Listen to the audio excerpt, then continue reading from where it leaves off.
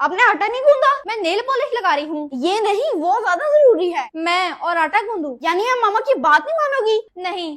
बर्तन धो लो वरना मामा बेचारी को धोने पड़ेंगे। मामा धो लेंगे, उनको आदत है। आप भी बैठ के मोबाइल ही देख रही हो? जी नहीं, मैं स्टडी कर रही हूँ। बहुत बुरा असर हो रहा है मोबाइल का। मैंने कौन सा सारी जिंदगी ये काम करने हैं? मामा भी तो सारे काम करती हैं। मामा पुराने दौर की हैं और मैं न्यू जनरेशन की। क्यों, मामा ने पढ़ाई नहीं की? कायनात में आपको बोल कर गई थी कि आटा गूंद कर और बर्तन धो कर रखना। अब ये सब काम मैं करूंगी तो फिर कौन करेगा? मामा, मुझे सिर्फ पढ़ाई का पता है, ये काम मुझे नहीं आते। तो सीखो, क्योंकि हर जगह माँ नहीं होगी। बेटा, पढ़ाई का मतलब ये नहीं कि किसी काम को आप हाथ ही ना लगाओ। पढ़ाई के साथ साथ सारे काम आने चाहिए ताकि कल को आप पर कोई उंगली ना उठा सके कि आपकी माँ ने आपको कुछ नहीं सिखाया। जी बिल्कुल मामा, लड़कियों को पढ़ाई के साथ साथ घर के काम भी आने चाहिए।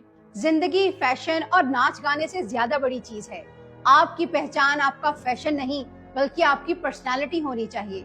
जिन बच्चों को पढ़ाई की आड़ में बैठकर खाने की आदत पड़ जाए वो सारी जिंदगी